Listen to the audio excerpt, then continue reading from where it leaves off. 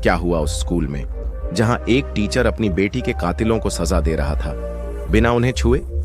ये कहानी है एक टीचर की, एक साधारण सीधा सादा आदमी जिसकी जिंदगी में सिर्फ दो चीजें थीं, एक उसका स्कूल और दूसरी उसकी छोटी सी बेटी आरोही। लेकिन एक दिन उसकी दुनिया ही बिखर गई। सिस्टम ने उसे धोखा दिया और उसने बदला लिया, बिना हाथ उठाए, सिर्फ दिमाग से। और ऐसा प्लान बनाया जिसमें सामने वाला अंदर से टूट गया। ये कहानी है विनोद सर की। वो एक सरकारी स्कूल के अध्यापक थे। विनोद बहुत ही सरल इंसान थे। ना वो किसी राजनीति में पढ़ते थे, ना टीचर स्टाफ के गॉसिप में। बस स्कूल आते, पढ़ाते और शाम को अपनी 12 साल की बेटी आरोही के साथ समय बिताते। आरोही उसकी दुनिया थी, होशियार, जिज्ञासु और हमेशा कुछ नया सीखने वाली लड़की। विनोद सर के लिए आरोही सब कुछ थी। वो दिन एकदम सामान्य था। स्कूल चालू था, बच्चे मॉर्निंग असेंबली में खड़े थे। विनोद सर अपने नोट्स रिवाइज कर रहे थे। उस दिन आरोही स्कूल के बाद ट्यूशन के लिए गई, लेकिन वापस घर नहीं आई।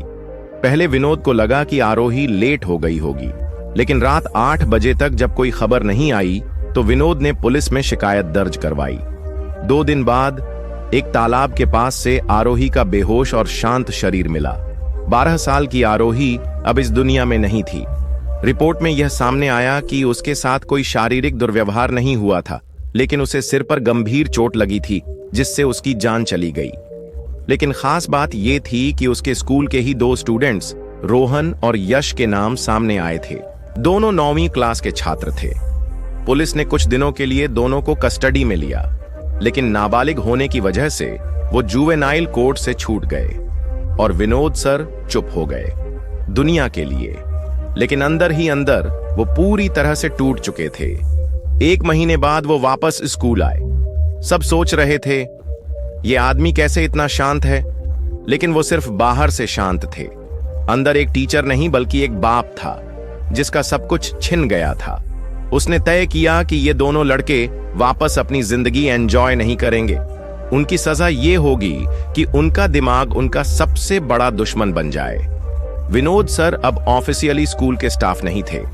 उन्होंने इस्तीफा दे दिया था, लेकिन स्कूल मैनेजमेंट ने उनकी इज्जत में उन्हें अकादमिक काउंसलर बना दिया। अब विनोद का काम था छात्रों को गाइड करना, पर उनका असली मकसद था सच और झूठ के बीच फर्क निकालना। विनोद ने वो सीसीटीवी फुटेज बार बार देखा, हर एंगल से, हर फ्रेम से, और तब उन्हें वो एक मोमेंट मिला जहां आरोही से पहले उस कॉरिडोर में सिर्फ 3 स्टूडेंट्स गए थे। पहला रोहन, जो प्रिंसिपल का बेटा था, दूसरा यश, जो लोकल विधायक का भतीजा था, और तीसरा अर्णव, जो टॉपर था लेकिन बहुत ही घमंडी था।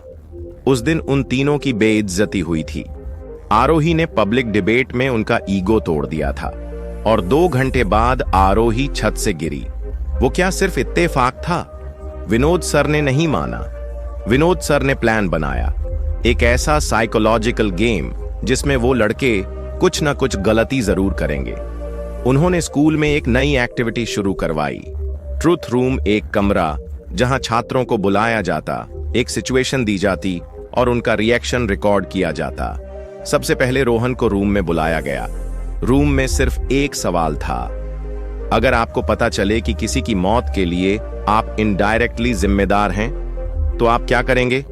रोहन का चेहरा उतर गया और फिर उसने कहा, मुझे तो मजाक भी पसंद नहीं इस टॉपिक पे, और बिना कुछ बोले बाहर चला गया।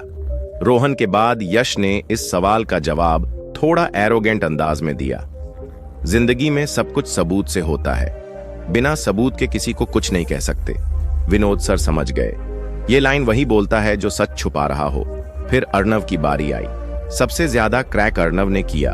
उसने एक लाइन बोली जो विनोद सर को अंदर तक छेद गई, गलती किसी की हो, पर अगर सब चुप हो जाएं, तो सभी दोषी होते हैं। एक दिन स्कूल के प्रिंसिपल की टेबल पर एक अनोनिमस लेटर आया।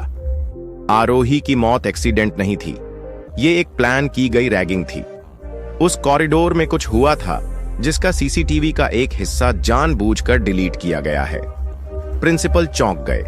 पुलिस को दोबारा बुलाया गया, पर विनोद सर जानते थे ये लेटर उन्हीं लड़कों में से किसी एक ने लिखा है। क्यों? क्योंकि गिल्ट अब कंट्रोल से बाहर हो रहा था, या फिर कोई और वजह थी। स्कूल में वार्षिक कार्यक्रम आया। विनोद सर ने एक स्टेज प्ले का नाम रखा, एक अनजानी मौत। ये प्ले आरोही की कहानी पर आधारित थी। उसमें 3 किरदार थे, एक पावरफुल लड़का, एक चालाक लीडर और एक होशियार छात्र जो चुपचाप सब कुछ कवर करवा देता है।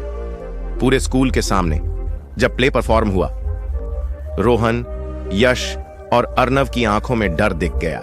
स्टेज पर उनकी अपनी सच्चाई का आईना उन्हें दिख रहा था। ब्रेक में अर्नव वहां से भाग गया। 2 दिन बाद पुलिस स्टेशन में एक लड़का खुद से आया और वो था अर्नव। उसने सब कुछ कन्फेस कर दिया। हमने आरोही को धमकाया था और हमने रैगिंग की थी। धक्का एक्सीडेंटल लगा था, लेकिन हम बहुत डर गए थे, इसलिए हमने उसे छुपा दिया और सीसीटीवी भी हमने डिलीट करवा दिया था। रोहन और यश भी पूछताछ में पकड़े गए और दोनों का करियर खत्म हो गया। विनोद सर ने किसी को छुआ नहीं था, पर उनकी प्लानिंग ने तीनों को अंदर से तोड़ दिया। विनोद सर ने बदला नहीं लिया, लेकिन उन्होंने इंसान के अंदर के इंसान को जगा दिया। ये कहानी हमें ये सिखाती है कि अगर न्याय नहीं मिलता तो भी हिंसा ही रास्ता नहीं होता। कभी कभी दिमाग से लड़ा गया युद्ध सबसे बड़ा बदला बन जाता है।